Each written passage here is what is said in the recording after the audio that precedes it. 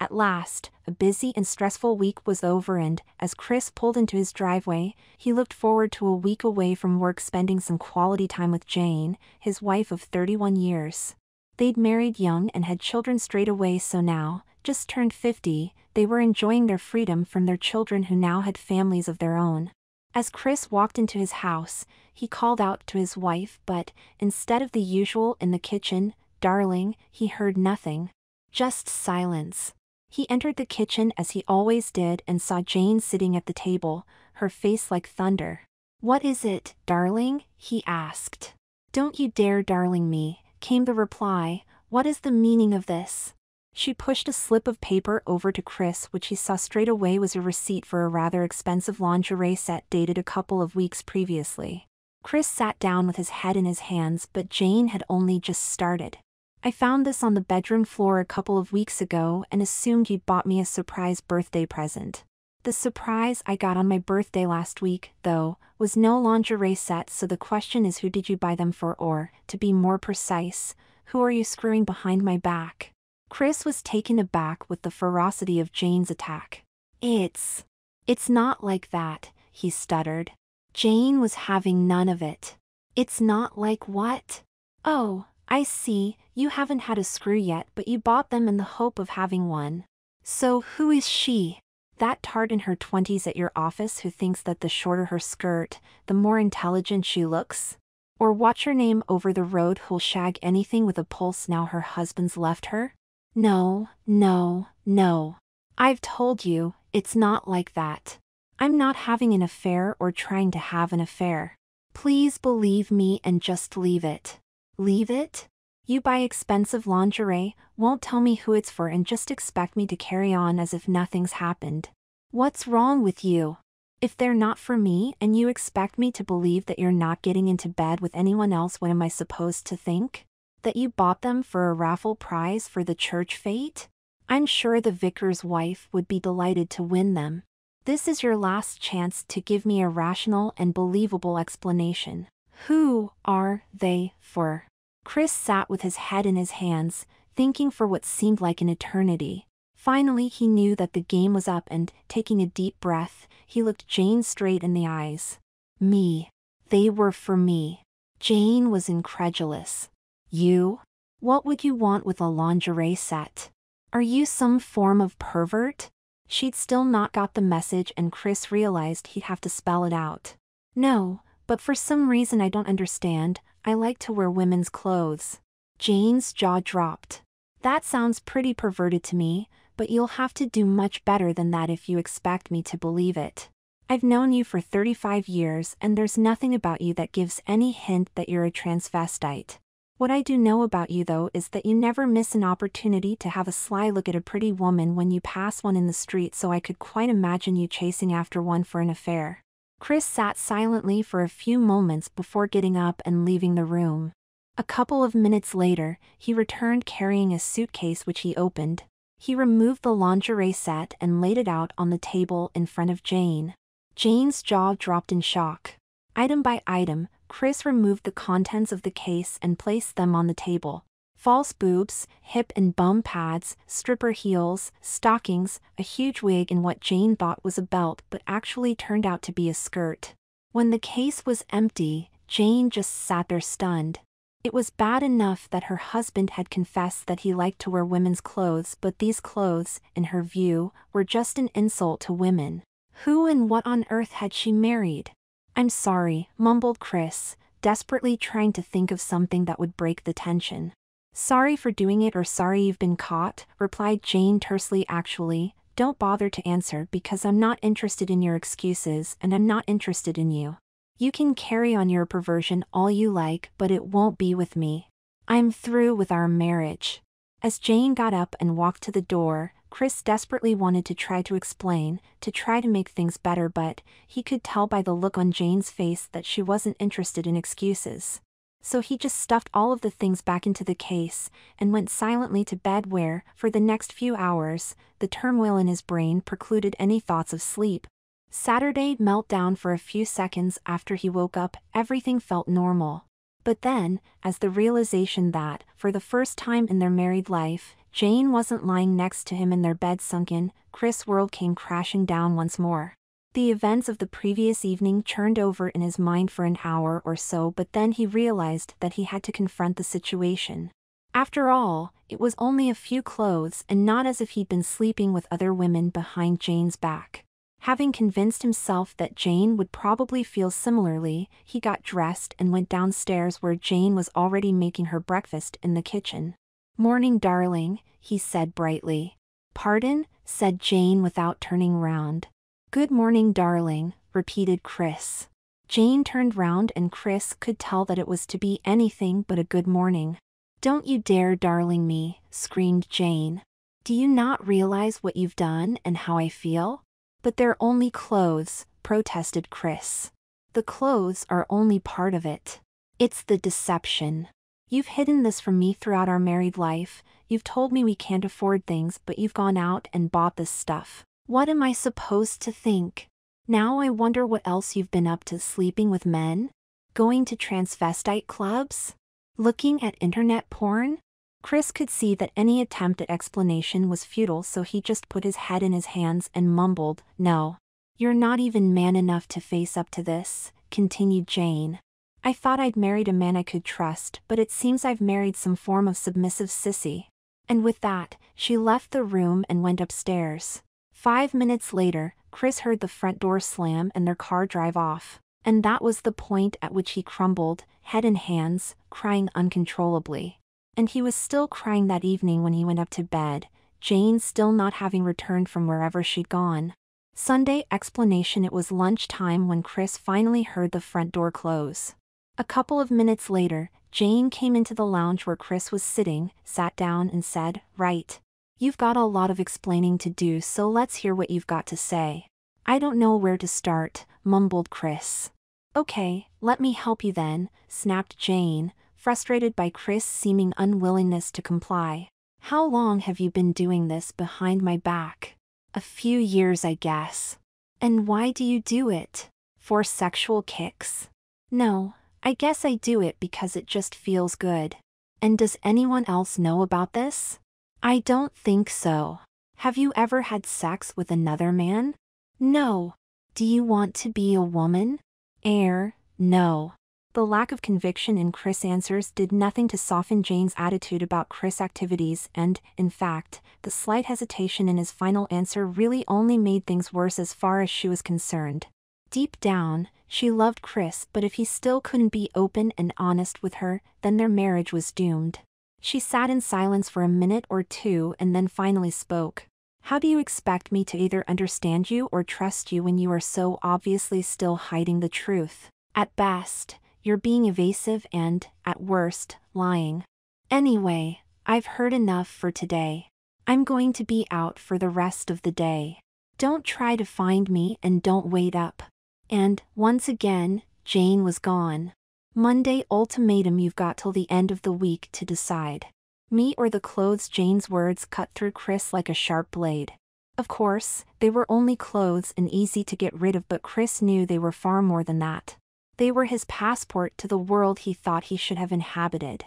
They were the key that opened the door to his inner self, and they were the drug that brought him inner happiness and calm when all around him was chaotic. How was he supposed to part with them? But then he looked at Jane. The woman who had captured his heart, the woman he knew he could not live without. The woman who, despite everything, he still found as beautiful as the day he first set eyes on her. Would he really throw all of that away for a few pieces of clothing? The problem was, he knew he could not survive without either. Without the dressing, his anxieties would go through the roof. Without Jane, everything they had built up together, both physically and emotionally, would be gone. He knew he needed both, but he started. "Forget it," snapped Jane. "I mean what I say. By Friday, you decide whether it's me or the clothes." And, as before, that was that. She left the room and Chris soon heard the front door close and their car drive off. Tuesday, tough love. It was a couple of minutes past 11 when Jane arrived at the coffee bar to meet Claudine, her closest and most loyal friend.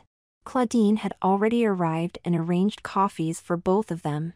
"My God, you look awful," exclaimed Claudine as Jane sat down. What's happened? I haven't slept for several nights. It's Chris. What's the matter? Is he ill? Has he found someone else? He's not ill, but I suppose, in a manner of speaking, there is someone else. Okay, said Claudine, you'd better tell me all about it. Claudine sat in silence as Jane told her everything, from finding the receipt to her ultimatum, tears streaming down her face as she did so. When she'd finished, Claudine reached over and squeezed her hand. How long have you and I known each other? Jane thought for a moment. Since secondary school, so about 40 years. Right. And do you trust my judgment? Of course, replied Jane. Good, because you may not like what I'm about to say. What do you mean? Asked Jane, rather puzzled. Most women in my position would say something along the lines of how terrible, I hope you're going to throw him out, but I'm not. I'm going to ask you what your problem really is. Jane became irritated. My problem? My husband is a transvestite. That's my problem. Okay, I know it's not the thing any wife wants to discover, but, deep down, what's really wrong with that? He's not having an affair or being unfaithful. I accept that, but he's been doing it behind my back. Probably because he was rightly terrified of your reaction if he did it in front of you. How long has it been going on? He says it's just for a few years. So what you're saying is that your husband of over 30 years who is devoted to you managed to resist his urges for most of the marriage until the strain got too great for him? Jane realized that Claudine was starting to get through to her, but she still wasn't convinced. But I still don't understand why he'd want to do it. Is it me? Am I no longer attractive enough for him? Or is he some kind of fetishist or pervert? Did he tell you he does it for sexual kicks? No, and he did say it wasn't that, but he couldn't answer why other than to say it just felt good. In some ways, I wish it was sexual as I could then understand it, even if I didn't approve. So let me give you an alternative scenario, started Claudine. When he says he doesn't understand it, he's telling the truth. We live in a binary world where people have to be either male or female, but suppose Chris's brain, although male, has a stronger female element than most. He's probably wished he'd been born a girl for as long as he can remember, but that doesn't mean he wants to take permanent steps to become one. For most of the time he's happy as a guy, but every so often, he sees a pretty girl, a cute outfit or a sexy pair of heels, and it triggers the female part of his brain and the urge to feel more feminine gets stronger. He probably feels totally calm when he's dressed because his physical form more closely matches his emotions. Jane became irritated once more. It sounds as if you're on his side. What happened to our friendship and loyalty? I'm absolutely on your side. I'm trying to preserve your marriage to the man you love by getting you to understand his point of view. And how come you're such an expert on this particular issue? Claudine laughed, tapped the screen of her phone a few times and passed it to Jane. On the screen was a photo of Claudine with an attractive female companion. Sorry, you've confused me, said Jane rather puzzled. Who is she and what's this got to do with Chris? Look a little closer, urged Claudine. Jane complied. She does look a little bit like David. Is it his sister? No. He's an only child. Jane looked again and then the penny dropped. My God! You mean David's a crossdresser? Interrupted Claudine. Yes, he is, and I love him all the more for it. I had no idea. No, I promised him that I would never tell a soul, but I think he'll forgive me under the circumstances. Of course it was a shock when he first told me, but we set ground rules and, bit by bit, I came to terms with it. I love David, my husband, and we're closer than ever. As for Davina, as he calls his female persona, she's great fun and we often sneak out for a shopping trip or meal, which is when the photo was taken. I have the best of both worlds. You go out with him when he's dressed? Why wouldn't I? As you can see, he looks gorgeous as a woman, so there's little risk of anyone guessing, and that's part of the fun.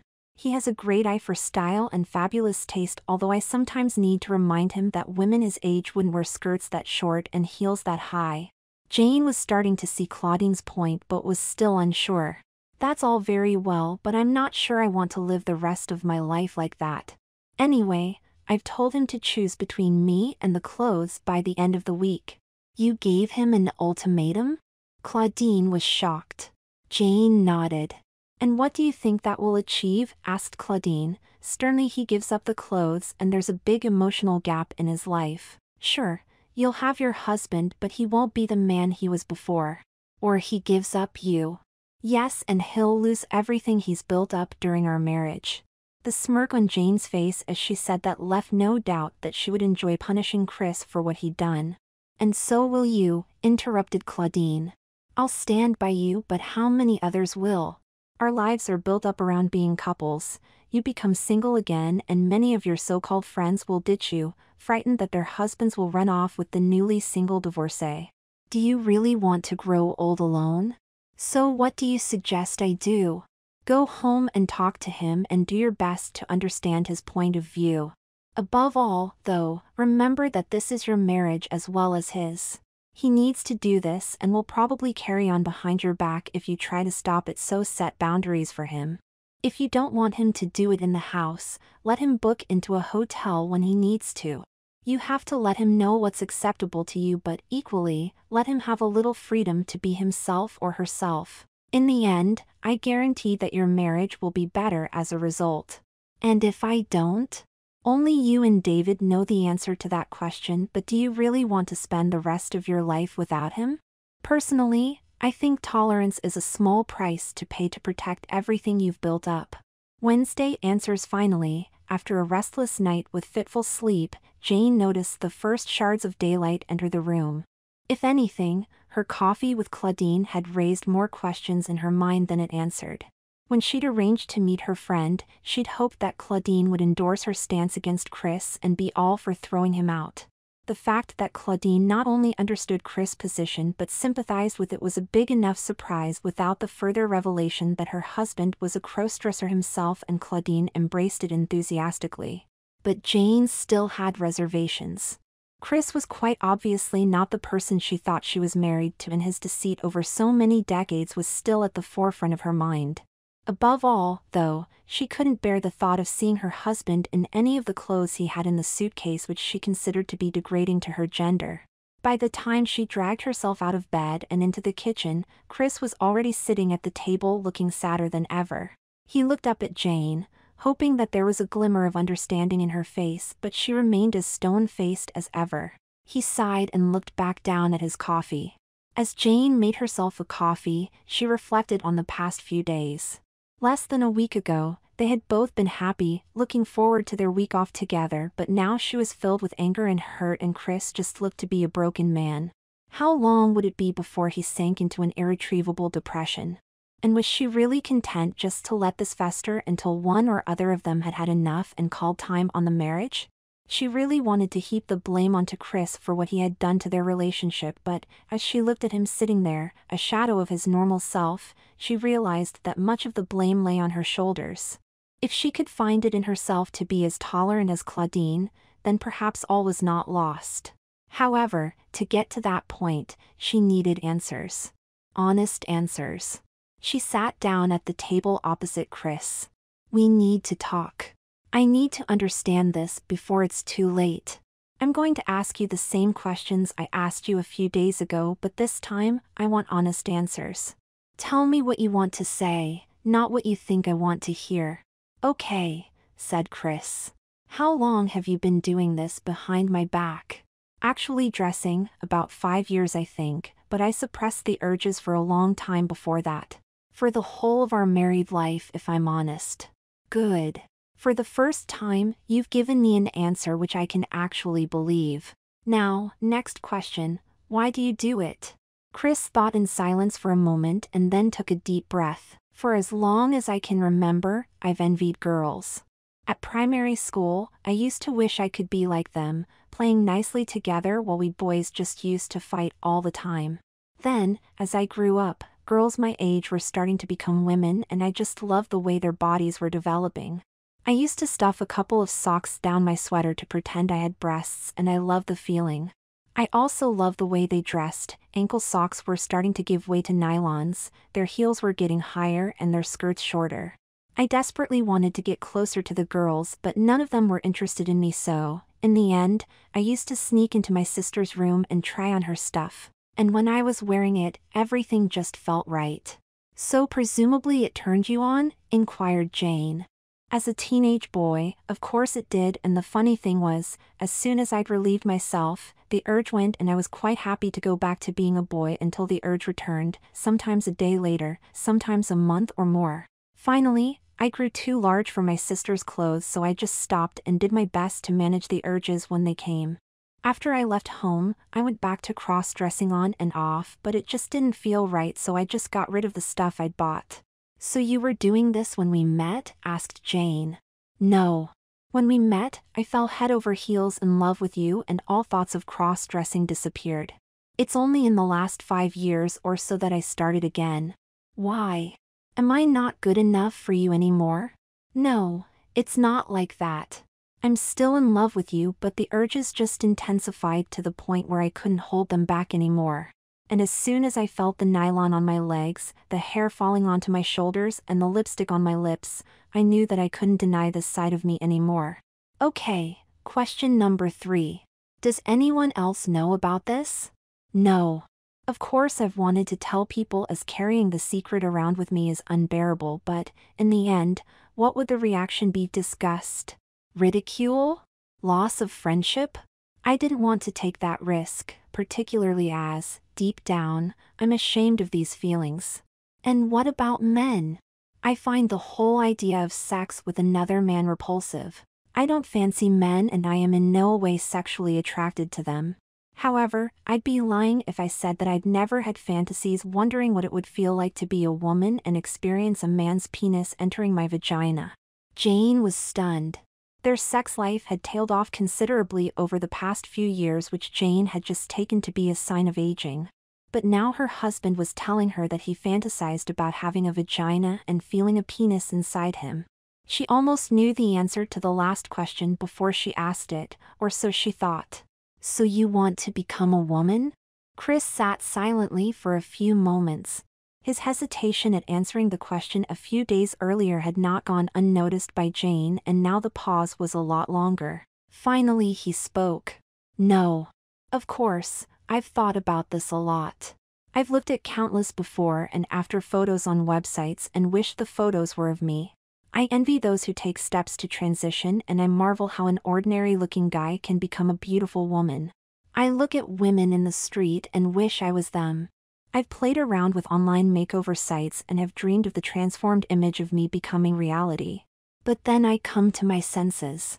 There's a huge difference between wishing I'd been born female and actually wanting to become one. The surgery is expensive and painful, and, at the end of it, I may still look like a guy in a dress. I would probably lose everything I hold dear, you, the kids, the lifestyle, everything, and that's too big a price to pay. And, deep down, whilst I'd love to be female, I'm also happy being a guy and doing guy things. So, to answer your question, no, I do not want to become a woman. Jane thought for a moment, surprised by Chris' rejection of the idea that she thought was a certainty. Then she spoke. So if you don't want to become a woman, what do you want? What will make you happy? It was now Chris' turn to be surprised. Was Jane offering him some form of olive branch? He thought carefully, knowing that his answer would have a large bearing on his future happiness. Finally, he took a deep breath and spoke. In an ideal world, I'd be free to become Christine whenever I wanted. You'd love both of us and treat both of us exactly the same regardless of who I decided to be on any particular day. But I know that that's all about me and doesn't take your feelings into account. I can see that the whole idea of me dressing as a female is repellent to you, but I know that any promise I make to you to quit will be difficult, if not impossible, to keep. So, to answer your question, what will make me happy is tolerance, by giving me a little freedom to express myself from time to time, and understanding that this is something I wish I didn't have to live with, but it's also something I can't shake off. There's a lot for me to process, replied Jane, and I still don't know whether I can cope with all of this. I really want to try because I don't want to throw our marriage away, but equally, if we're both going to be unhappy, then maybe that would be for the best." Jane left the room and returned a short time later dressed to go out.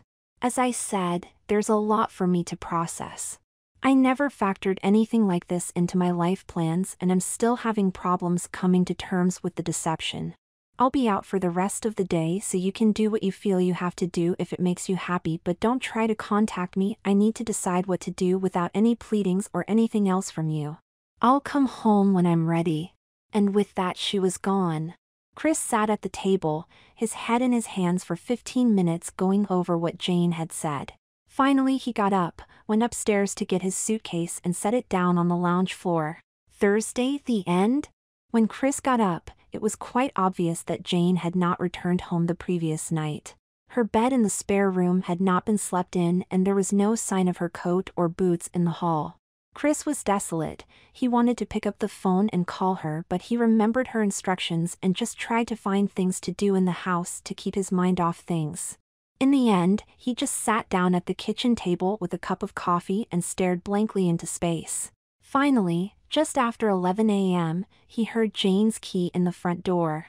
A minute or two later, she entered the kitchen having removed her coat and boots and, after making herself a coffee, sat down at the table opposite Chris. She took a deep breath and spoke. "I still can't get my head around all of this. You've explained everything to me, but I still don't understand why any man would feel the need to dress in women's clothing. But I know that if our marriage is to have any chance of survival, I've got to try to understand, so go and get changed and show me what this is all about." Chris's head dropped into his hands. "I can't do that," he said quietly. Jane was having none of it. "What do you mean, you can't do that? Yesterday you were telling me how, in your ideal world, I'd accept Christine whenever you felt the need to be her, and now, when I'm offering you the chance to at least try to bring me on side, you're saying you can't. What's the matter with you? I can't dress because I got rid of all of the stuff yesterday. You told me to do what I had to do, and our marriage is far more important to me than any of this, so I took all of the stuff to the local dump and threw it all into the skip." When Jane heard what Chris had said, she knew that she should be happy. She didn't approve of what he'd been doing, and the things had now all gone. But strangely, she didn't feel any sense of relief at all. Chris was just a shadow of his former self, a broken man. She tried to convince herself that it was his own fault. After all, he'd been the one dressing up. He'd made the decision to hide it from her, but the voices in her head were getting louder. The words of Chris a couple of days earlier when he tried to explain everything to her. The words of Claudine who'd told her about her own husband and how it was no big deal. And her own words, after all, it was not Chris crossdressing that had caused his depression but her reaction to it. She reached over and squeezed Chris' hand. "I'm sorry," she said, "what you did was wrong, but you didn't deserve the treatment I gave you as a result." Chris looked up and Jane could see both love and sadness in his eyes. "Why don't you go into town and buy yourself some new things? I'll come with you and help if you want." Chris thought for a moment. "No, it's over now and I've got to try to live a normal life." There was an awkward atmosphere in the house for the rest of the day. It was quite obvious to Jane that Chris was still deeply troubled, and he didn't respond when she tried to hug or stroke him. Even despite her returning to the marital bed, Chris just turned away from her until he fell asleep. She, on the other hand, could not sleep and lay awake thinking. When she finally started to drift off, she knew exactly what she wanted to do.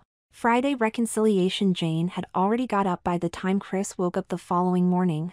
He went down to the kitchen, but all that was there was a short note on the kitchen table which he read. "Gone shopping X." It was lunchtime before Jane returned home. She said nothing about her shopping trip other than to say she just got a few bits and pieces when Chris asked. At 4 p.m., Jane went into the lounge where Chris was watching TV and picked up the remote control to turn the TV off. "Hey, I was watching that," protested Chris. "No time, sorry, we're going out tonight and I've run you a bath." "Off you go." Chris did as he was told, and, as he walked into the bathroom, he couldn't help noticing the unmistakable scent of roses in the air. The thick foam on the surface of the bathwater soon gave away the source of the scent, and, as he sank into the unmistakably feminine scented water, Chris was puzzled. Even so, a bath is a bath, so Chris just lay there relaxing until he heard Jane knocking on the door. Time to get out and get ready. Chris got out, wrapped himself in a towel and left the bathroom and entered the bedroom where Jane was waiting. "We're going out for dinner tonight, so wear something smart," she declared before leaving the room. Chris dried himself off and then opened his underwear drawer. To his surprise, it was almost empty. All his socks and underpants had gone, and in their place was a black lingerie set and an unopened pack of black stockings. He walked over to his wardrobe and opened it. All of his clothing had gone, and a single black dress was hanging in their place with a pair of stiletto court shoes neatly placed below. "Jane," he called out, "what's going on?" Jane entered the bedroom laughing. "We're having a girls' night out tonight. I want to see whether my husband's man enough to be a woman. But these clothes," stuttered Chris, blushing slightly. "Oh yes, I'm sorry," replied Jane sarcastically. The restaurant was quite clear. They said that they were happy to welcome anyone, including people from the transgender community, but stripper heels, microskirts and a boob tube were definitely outside their dress code, so I got you these instead. "You told them about me? Why, to embarrass me?" "No, to make sure you weren't embarrassed. I don't know how convincing you're going to be. I can do your makeup so that your own mother wouldn't recognize you, but there's far more to being a woman than just being a pretty face. Your voice, the way you walk, your mannerisms, any of those could give the game away. But these clothes are gorgeous and much too good for me. You should be wearing them. Oh, don't you worry, I've sorted out an outfit for myself too. I won't let you down. Anyway, there's no more time for talking, I need to get you ready." 1 hour later, Chris was ready.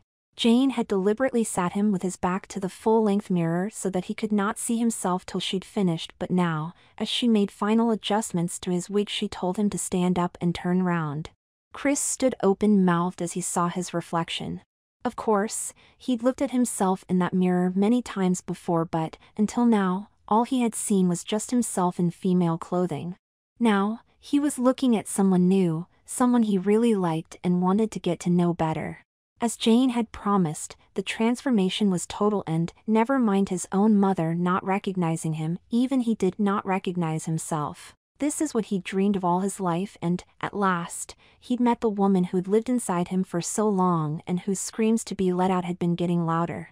He stared into the reflection of his eyes, darkened with smoky eyeshadow, eyeliner and false eyelashes, and he felt himself aroused. But this was not the arousal of his teenage years, but the reaction to being confronted by a beautiful woman who was looking back at him. He smiled and saw his deep red lips smiling back. His eyes then moved down to take in the outfit. Thanks to shapewear, he had some definition to his waist and hips, and, as he turned sideways, he saw that he had boobs. And legs! The stilettos had reshaped his legs, and, with the lower hem of his dress hanging a couple of inches above his knees, his legs had taken on a distinctly feminine profile. He turned to Jane and simply said, "Thank you." Jane just smiled and left the room, leaving Chris to carry on admiring himself in the mirror. "Christine, it's time to go." The sound of Jane calling from downstairs snapped Chris out of his daydream.